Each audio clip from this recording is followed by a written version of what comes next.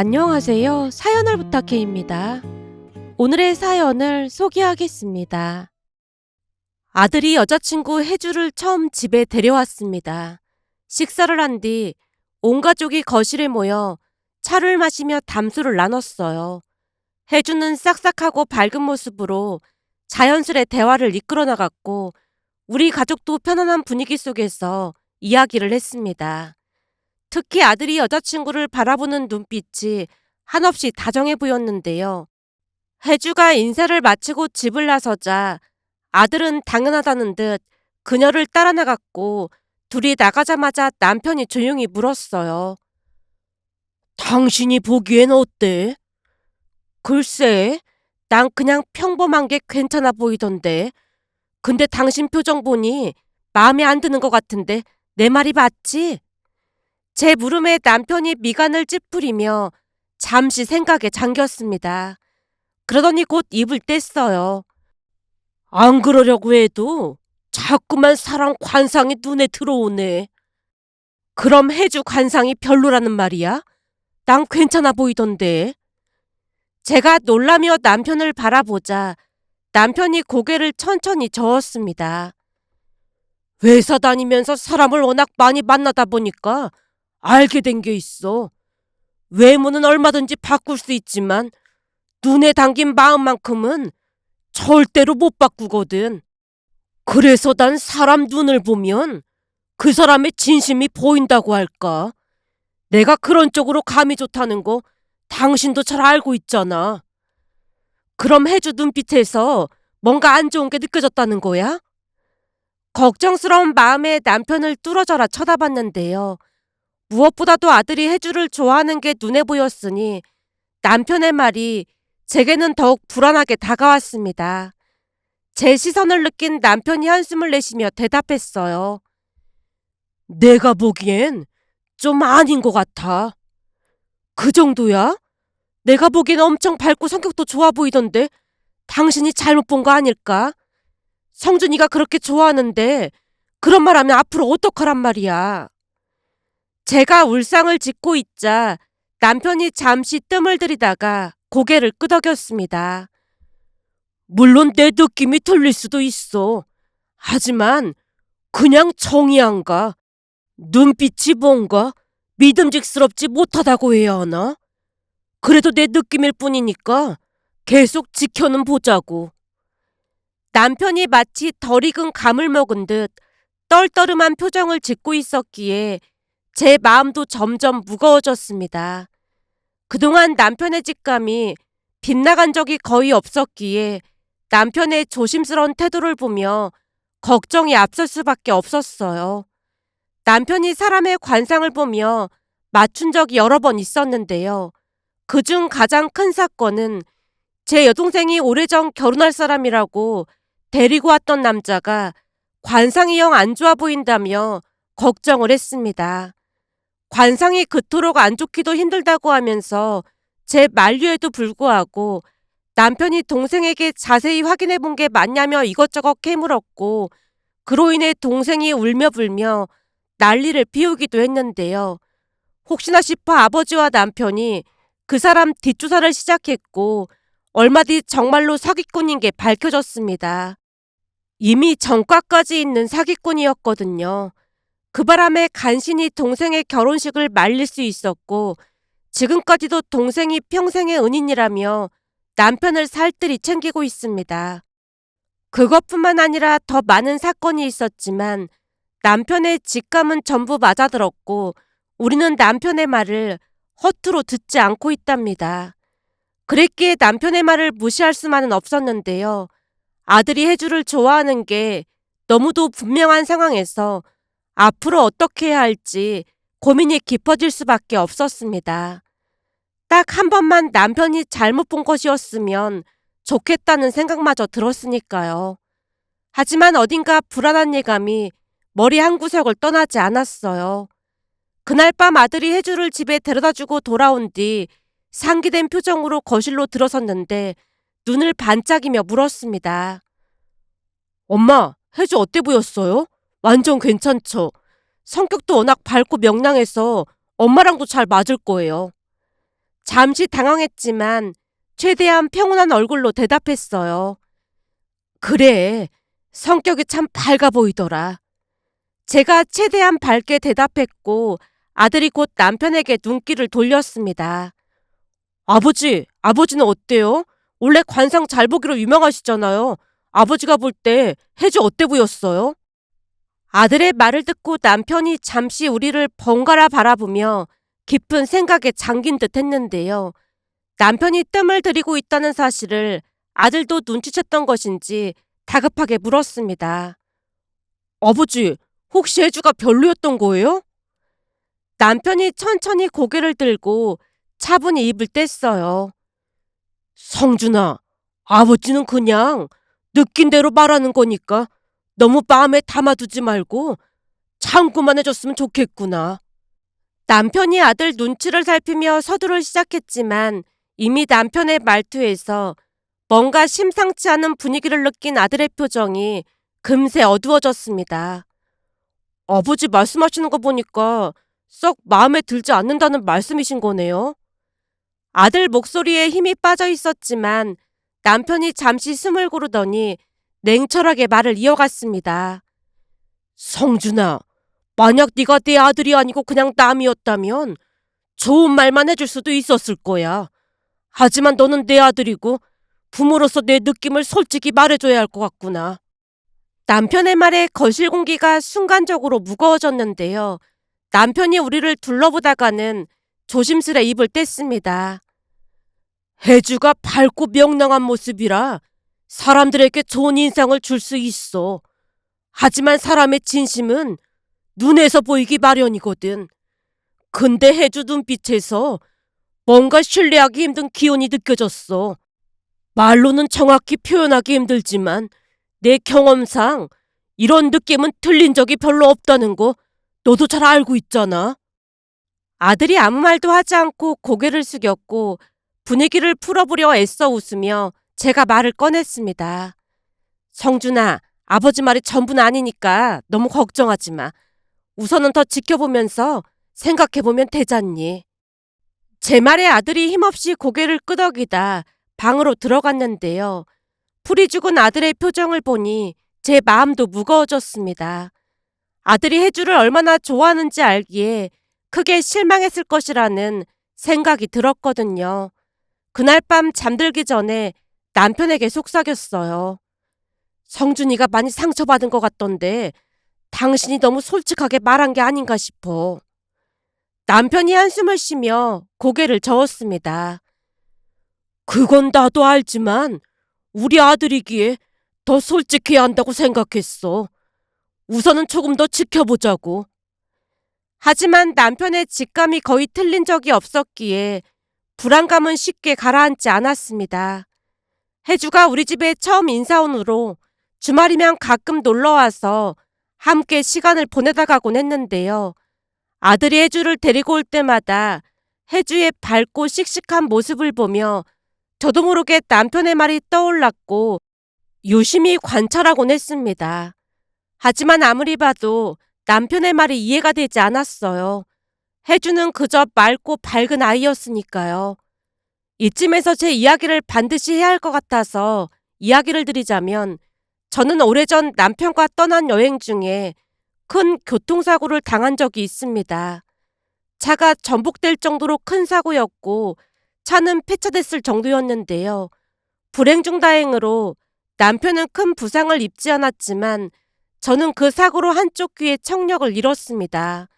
사고 후 깨어났을 때 남편과 제가 살아있다는 사실에 안도했던 것도 잠시 곧 제게 큰 문제가 생겼다는 것을 알게 되었는데요.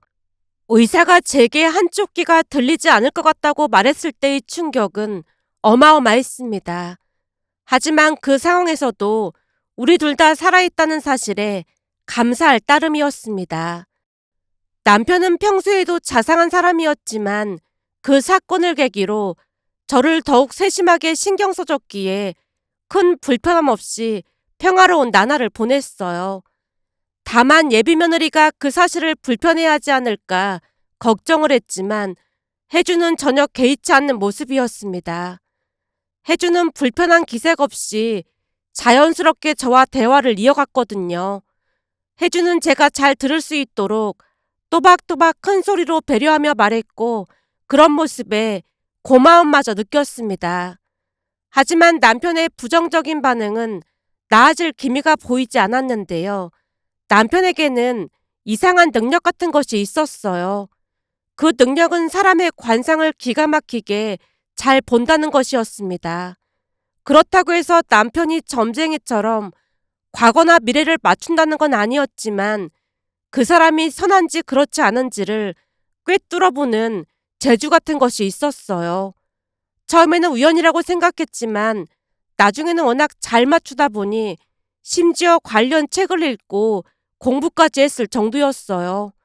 그 뒤에도 남편이 혜주에 대해 안 좋은 내색을 비췄지만 저는 혜주를 만나면 만날수록 그녀가 참 좋은 사람이라는 생각을 떨칠 수 없었습니다. 혜주는 우리와 있을 때 늘 배려 깊은 모습을 보였고 대화를 할 때도 상대방을 존중하는 태도가 느껴졌거든요. 그런 그녀를 보며 남편의 직감이 이번에는 틀리기를 바라며 그녀에게 마음을 열기 시작했습니다. 그럼에도 불구하고 남편은 여전히 조심스러웠고 혜주가 돌아가고 나면 남편이 한숨을 내쉬며 말하곤 했어요. 너무 좋아하지만 말고 조금은 거리를 둬봐. 나중에 실망할 수도 있는 거잖아. 남편이 몇 번이나 당부를 했지만 그때 당시에는 그 말이 귀에 잘 들어오지 않았습니다. 그러던 어느 저녁 아들이 슬쩍 결혼 이야기를 꺼냈습니다. 식사 후 설거지를 마치고 식탁에 앉아 쉬던 우리에게 아들이 조심스레 물었거든요. 혜준의 집에서 상견례는 언제쯤 하냐고 물어보시던데 어떻게 해야 할까요? 그 말을 들으니 문득 시간이 꽤 흘렀다는 생각이 들었습니다. 혜주가 우리 집에 처음 인사 온 지 벌써 반년이나 지났으니 아들이 고민할 만했다는 생각이 들었거든요. 하긴 혜주가 인사 온 지도 꽤 되긴 했네. 제가 남편을 바라보며 말을 꺼내자 남편이 양미간을 살짝 찌푸리며 조용히 입을 뗐습니다. 성준아, 너 혹시 혜주에 대해 정말 잘 알고 있는 거니? 결혼이라는 게 일륜지 대사인데 신중하게 해야 할 거 아니야. 남편의 말에 아들이 답답하다는 표정으로 남편을 바라봤습니다. 그리고는 살짝 짜증 섞인 듯한 목소리로 대답했어요. 아버지도 그동안 혜주 지켜보셨잖아요. 혜주 진짜 좋은 사람이에요. 아들의 말에도 남편이 깊은 한숨을 내쉬며 무거운 목소리로 말을 이어갔어요. 저기, 우선 한두 달만 더 지나고 얘기해보자꾸나. 혜주를 의심한다기보다는 결혼은 신중하고 또 신중해야 한다고 하잖아. 그러니까 조금 더 지켜보자. 남편의 표정은 평소와 달리 심각해 보였고 그 말에 아들도 잠시 말없이 고개를 숙이더니 결국 천천히 고개를 끄덕였습니다. 알겠어요. 그렇게 말씀하시니까 조금 더 시간을 가져볼게요. 남편과 아들의 대화를 옆에서 듣고 있던 저는 남편의 태도가 납득이 되면서도 한편으로는 걱정이 앞섰습니다. 남편은 늘 신중한 성격이라 무언가 찜찜한 기분이 들면 쉽게 넘어가지 못하는 사람이었으니까요. 반면 아들은 혜주에 대해 완전히 믿고 있는 듯했기에 그 간극이 결국 갈등을 낳을까 염려스러웠습니다. 그날 밤 잠들기 전에 남편이 조용히 제게 물었어요. 여보, 내가 너무 예민하게 굴었나? 그런 건 아니지만 성준이가 섭섭해할까봐 걱정이야. 나도 계속 지켜봤지만 혜주가 그렇게 나쁜 아이로 보이지 않거든. 그건 나도 알아. 하지만 뭔가 찜찜한 느낌이 있어. 그냥 내가 틀리길 바라야지. 별 수 있겠어. 남편의 느낌이 틀리길 바라는 마음과 아들의 행복을 응원하는 마음이 뒤섞여 그날 저는 쉽게 잠들 수 없었습니다. 이 평화로운 일상이 앞으로도 계속될 수 있을지 아니면 남편의 직감이 또 한 번 정확히 맞아들어 어려운 상황에 놓이게 될지 오직 시간이 답해줄 일이었으니까요. 그러던 어느 저녁 남편에게서 전화가 걸려왔는데 살짝 미안한 듯한 어조였습니다.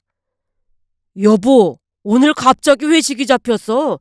당신 혼자 저녁 먹어야 할 것 같은데 미안해서 어쩌지? 그 말에 제가 피식 웃으며 대답했습니다. 회식인데 뭐가 미안하다고 그래. 하지만 남편은 여전히 신경이 쓰이는 듯한 목소리로 말을 이어갔습니다.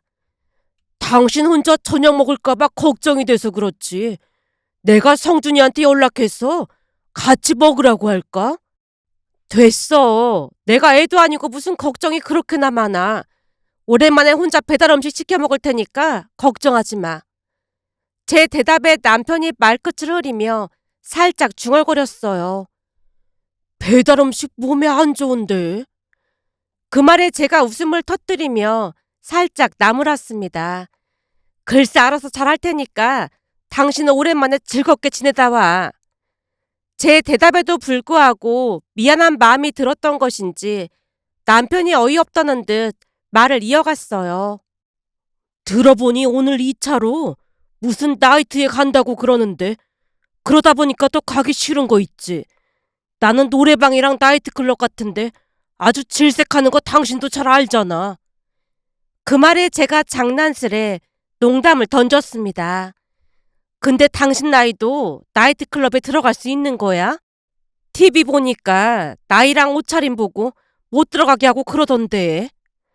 제 농담에 남편이 어이없다는 듯 웃으며 대답했습니다. 이 사람아, 나 아직 그 정도는 아니거든. 그리고 우리 신입사원이 이미 다 조사해놨다고 하더라고. 회사에서도 그렇게 열심히 일했으면 일 잘한다고 소문이 났을 텐데 말이야. 그 말에 제가 웃으며 말했습니다. 그래도 알아보느라 고생했으니까 칭찬은 해줘. 남편이 한동안 회식 이야기를 하며 수다를 떨다가 전화를 끊었는데요. 아마도 집에 늦게 들어오는 게 미안해서 평소보다 더 길게 말을 하고 있는 듯해 보였습니다. 사실 사고 이후 남편은 저녁 식사만큼은 늘 집에서 먹으려고 노력해왔거든요. 사고 당시 운전대를 잡고 있었던 남편은 제가 한쪽 청력을 잃게 된 것에 대해 여전히 죄책감을 느끼고 있었습니다. 제가 잠이 들면 가끔 눈물을 흘리며 제 길을 바라보고 있었던 적도 있었거든요. 모른 척 눈을 감고 있었지만 남편이 눈물을 흘리고 있다는 것을 느낄 수 있었습니다. 그렇게 전화를 끊고 나니 혼자만의 저녁이 반갑게 느껴졌어요. 그날은 오랜만에 자유롭게 짜장면과 탕수육을 시켜 맥주까지 마셨는데요. 평소에는 남편이 건강을 걱정해 맥주 한 잔도 눈치가 보였지만 그날만큼은 그런 부담 없이 홀로 저녁을 즐길 수 있었습니다. 혼자 TV를 보며 느긋하게 시간을 보내고 있던 중 아들이 생각보다 일찍 집에 들어온 모습에 제가 물었어요. 오늘은 혜주 안 만난 거야? 왜 이렇게 일찍 들어왔어? 아들이 가방을 내려놓으며 대답했습니다. 혜주가 감기 몸살 기운이 있다고 해서 일찍 들어왔어요. 걱정스러운 마음에 제가 다시 물었어요. 몸이 많이 안 좋은 거야? 약은 먹었어? 집에 종합감기약 있다고 해서 그거 먹고 쉬겠다고 하더라고요. 쉬면 좀 나아지겠죠. 근데 엄마 식사는 하셨어요? 아들이 걱정스러운 듯 물었고 제가 웃으며 대답했습니다. 나는 짜장면이랑 탕수육 시켜서 아주 잘 먹었지. 너는 밥 먹었어? 네, 먹었어요. 그럼 저는 씻고 좀 쉴게요. 아들이 방으로 들어갔고 저는 다시 소파에 누워 TV를 보기 시작했습니다. 그런데 얼마 지나지 않아 남편이 집 안으로 후다닥 뛰어들어오더니 다급한 목소리로 물었어요. 여보, 혹시 성준이 들어왔어? 벌써 들어왔어. 지금 방에서 쉬고 있지. 근데 갑자기 성준이는 왜 찾아? 그리고 당신 생각보다 일찍 들어왔네. 제가 물었지만 남편이 대답도 하지 않은 채 아들 방문을 벌컥 열고 들어갔습니다. 성준아, 혜주 지금 어디 있니? 어디 있다니요? 그러니까 혜주 지금 어디 있냐고. 남편의 목소리가 평소와는 달리 다급하고 불안해 보였기에 제가 걱정스레 물었어요. 여보, 도대체 무슨 일인데 그래? 제가 물었지만 듣지 못했던 것인지 남편이 아들에게 소리쳤습니다. 성준아, 지금 혜주한테 전화했어. 어딘지 확인해봐. 지금 당장. 남편의 표정이 너무 심각해 보였기에 아들이 의아한 얼굴로 휴대폰을 들고 혜주에게 전화를 걸기 시작했고 남편이 다시 소리쳤습니다. 영상통화해봐, 영상통화. 아들이 당황한 얼굴로 말했어요. 아까 아프다고 약 먹고 잔다고 했는데 영상통화는 좀 아닌 것 같아요. 그럼에도 남편이 재촉하며 목소리를 높였습니다. 영상통화로 해야 한다니까? 결국 아들이 혜주에게 영상통화를 시도했지만 전화를 받지 않았습니다. 그 순간 남편의 얼굴이 더욱 굳어졌는데요. 도대체 무슨 일이야? 왜 그렇게까지 혜주를 찾는 거야? 제가 묻자 남편이 한숨을 쉬며 어렵게 말을 꺼냈습니다. 여보, 나중에 설명할게. 남편이 어찌나 심각한 표정을 짓던지 저도 긴장된 마음으로 남편의 말에 집중할 수밖에 없었는데요.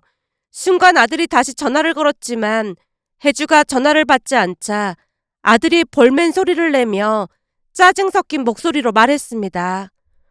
감기약 먹고 잠들었다고 했잖아요. 하지만 남편은 여전히 초조한 얼굴로 재촉했어요. 그러지 말고 다시 한번 전화해봐. 그러자 아들이 더욱 화가 난 듯한 목소리로 물었습니다. 아버지, 대체 왜 그러시냐니까요? 그 순간 아들의 휴대폰이 울렸고 아들이 전화를 받았습니다. 오, 혜주야. 아, 어머님, 혜주 잠들었다고요? 아닙니다. 피곤할 텐데 굳이 깨우지 마세요. 밤늦게 정말 죄송합니다. 아들이 어쩔 줄을 몰라 하며 전화를 끊었고 남편을 향해 말했어요. 제가 아까 혜주 잠들었다고 했잖아요. 대체 왜 그러시는 거예요? 아들의 말을 듣고 나서야 남편이 긴장이 풀린 듯 물었습니다. 혜주 어머니가 전화한 거야? 네, 혜주 깨워줄까 물어보길래 그냥 깨우지 말라고 했어요. 근데 무슨 일인데 그러세요?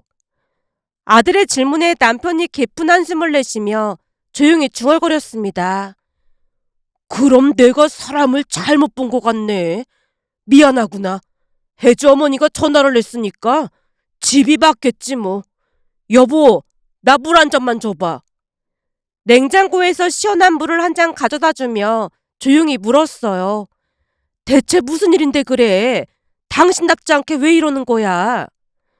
남편이 물을 한 모금 마시고 나서 잠시 생각에 잠긴 듯 하다가 그날 있었던 일을 이야기하기 시작했는데요. 그날 회식 자리 2차로 갔던 나이트클럽에서 혜주를 닮은 여자를 봤다며 자세히 설명하던 남편의 표정은 정말로 혼란스러워 보였습니다. 그렇게 혜주를 많이 닮았어? 제가 묻자 남편이 단호하게 고개를 끄덕였습니다. 아무리 봐도 혜주였어. 화장만 진했을 뿐 그 눈이 혜주를 꼭 닮았거든. 근데 화장을 진하게 했다며. 혜주는 평소에 화장도 거의 안 하잖아. 그럼 당신이 잘못 본 거겠지. 남편이 여전히 고개를 갸우뚱하며 대답했습니다. 그렇긴 한데 그 눈빛은 아무리 봐도 혜주 같았어. 당신이 술을 마셔서 사람을 잘못 본 거 아닐까? 그리고 만약 혜주가 정말 나이트클럽에 있었다면 혜주 어머니가 혜주 휴대폰으로 전화를 할 리가 없잖아. 당신이 잘못 본 거겠지. 남편이 잠시 말없이 생각하더니 조용히 중얼거렸습니다. 그러니까 말이야. 내가 잘못 본 모양이야. 그렇게 며칠이 지나고 혜주가 우리 집에 놀러 왔는데 평소처럼 밝은 얼굴로 인사하는 모습을 보며 남편이 넌지시 혜주에게 물었습니다. 혜주야, 요즘 젊은 친구들은 나이트클럽 같은 데도 자주 간다던데 너도 혹시 나이트클럽 다니니? 나이트클럽이요? 저는 그런 곳 안 가요. 너무 시끄러워서 싫더라고요. 순간 남편이 혜주의 표정을 유심히 살피고 있는 듯 해 보였는데요. 그런 남편의 속내를 알 리 없던 혜주가 해맑게 말을 이어갔습니다. 저는 그런 시끄러운 것보다는 영화나 뮤지컬 보는 걸 더 좋아해요. 나중에 어머님, 아버님도 같이 가실래요? 뜻밖의 제안에 남편이 순간 멈칫했지만 혜주의 환한 웃음에 어색한 미소로 고개를 끄덕였습니다. 그래, 기회가 되면 같이 보러 가자. 혜주가 꼭 같이 가자며 애교를 부렸고 남편은 그저 웃으며 대답했습니다. 그날 밤 혜주가 돌아가고 나서 제가 조용히 말을 꺼냈어요. 거봐, 당신이 잘못 본 거라니까. 아까 말하는 거 보니까 혜주가 거짓말을 하는 것 같진 않잖아. 그러니까 이제 그만하고 괜히 성준이한테 이상한 말 하지도 마. 그래, 내가 잘못 본 걸 거야. 그날 술도 마셨고 나이트클럽 안이 어두워서 잘못 본 모양이네. 남편의 태도가 조금 누그러진 것 같아 안심했습니다. 우리는 그 일을 전부 잊었고 얼마 뒤 상견례를 했는데요. 예비사돈 두 분 다 성격도 좋아 보여서 안심이 되었습니다. 얼마 뒤 아들 며느리는 모두의 축복 속에 결혼식을 올렸습니다. 하지만 결혼식이 끝나고 집에 돌아온 남편의 표정이 어딘가 이상해 보였어요. 여보, 오늘같이 좋은 날 왜 그렇게 얼굴이 안 좋아? 제가 묻자 남편이 어색한 웃음과 함께 대답했습니다. 별일 아니야. 그냥 이래저래 신경 썼더니 두통이 좀 있어서 그래. 긴장이 풀린 듯 남편이 안방으로 들어가 바로 잠이 들었지만 그날 이후로도 남편의 표정은 자주 무거워 보였고 제가 무슨 일이냐고 물어봐도 별일 아니라는 말뿐이었습니다. 그러던 어느 날은 남편이 아들을 따로 불러 조심스레 말했어요. 니들 바빠서 아직 혼인신고 못했다며? 우리 회사 직원들 얘기 들어보니까 요즘은 결혼하고도 혼인신고 늦게 하는 경우가 많다더라고. 너희도 너무 서두르지 말고 천천히 하도록 해. 결혼하고 3개월 만에 헤어진 직원도 있었거든. 그 말을 듣고 남편을 나무랐습니다. 아니, 결혼한 지 얼마 되지도 않았는데 당신은 무슨 그런 말을 하고 그래. 사람 인생이라는 게 아무도 모르는 거잖아. 그냥 조심해서 나쁠 거 없으니까 한 말이야. 아들도 별다른 반박 없이 고개를 끄덕였습니다. 아들 며느리가 결혼한 뒤 며느리는 건강 문제로 바로 회사를 그만뒀다는 소식을 들었지만 굳이 참견할 문제가 아니었기에 신경 쓰지 않았어요. 그러던 중 제가 감기 몸살로 병원에 다녀온 어느 날 며느리가 죽을 끓여주겠다며 집에 찾아왔습니다. 어머님, 아무것도 못 드셨다고 하길래 제가 죽 좀 끓여드릴까 해서 왔어요. 그냥 배달시키면 되는데 뭐하러 왔어? 미안한 마음에 제가 말했지만 며느리가 웃으며 손사래를 쳤습니다.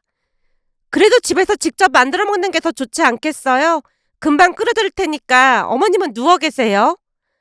피곤한 나머지 대충 대답하고 방으로 들어가 다시 잠이 들었는데요.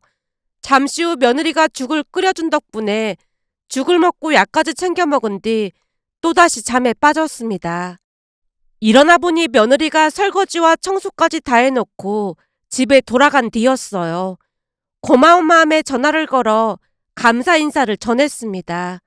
하지만 그날 저녁 퇴근하고 돌아온 남편이 또다시 무거운 표정으로 아들에게 전화를 걸었습니다. 성준아, 시간 좀 있으면 잠깐 집에 와라. 얘기 좀 하자. 아니, 너 혼자 오도록 해. 남편에게 대체 무슨 일이냐고 물어봤지만 아무런 대답도 하지 않고 그저 소파에 앉아 아들이 오기만을 기다릴 뿐이었습니다. 잠시 후 아들이 집에 들어오자마자 남편이 준비해둔 노트북을 열고 입을 뗐어요. 성준아, 이거 한번 봐라. 이걸 보고 네 생각이 어떤지 얘기해줘. 갑작스런 남편의 행동에 놀라서 옆에서 지켜봤는데 영상이 재생되자마자 모두의 눈이 커졌습니다.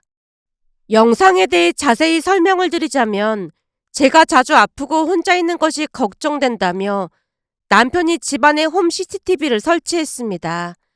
처음에는 굳이 그럴 필요가 있냐며 제가 반대했지만 남편이 평소답지 않게 완강하게 주장했습니다. 살다 보면 무슨 일이 생길지도 모르잖아. 혹시 모를 상황에 대비하자는 것뿐이야. 설치 이후로 가끔 남편이 CCTV를 확인하는 것 같았지만 저는 크게 신경 쓰지 않았습니다. 그 누구보다도 남편을 믿었으니까요.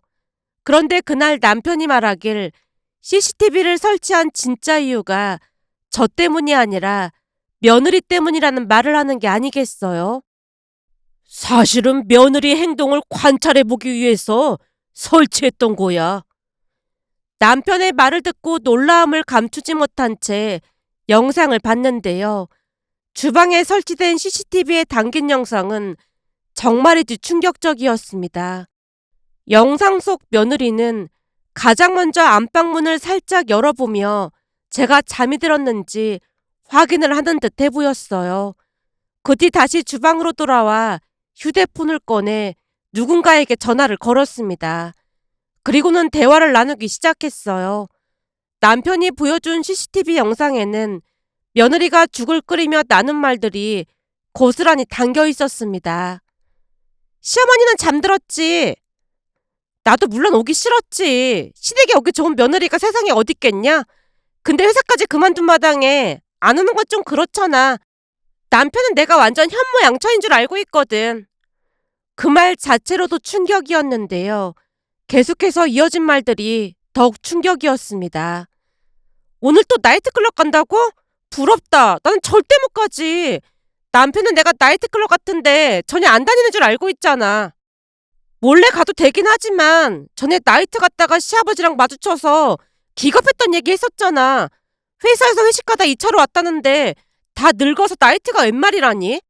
일부러 변두리에 있는 곳으로 찾아갔는데 거기서 딱 마주쳤다니까? 그 뒤로는 절대로 나이트 안 가고 있잖아. 남편이 외동이라 시부모 재산이 전부 내게 될 텐데 몸살해야지. 근데 착한 척하고 사는 거 진짜 힘들긴 하다. 그래도 내 주제에 이런 남편 만난 게 행운이잖아.